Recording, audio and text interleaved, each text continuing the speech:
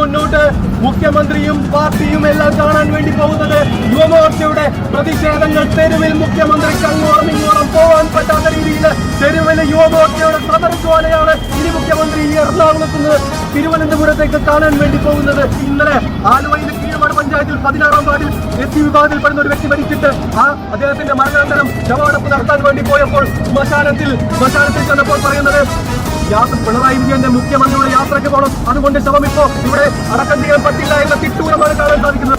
ഞങ്ങൾ വെല്ലുവിളിക്കുന്നു മുഖ്യമന്ത്രിയുടെ ആ തെമ്മാടി കൂട്ടങ്ങളുണ്ടല്ലോ, ജീവൻ രക്ഷായാത്ര പ്രവർത്തനം നടത്തുന്ന ആ തെമ്മാടി കൂട്ടങ്ങളെ വെല്ലുവിളിക്കുന്നു. ധൈര്യമുണ്ടെങ്കിൽ യുവമോർച്ചയുടെ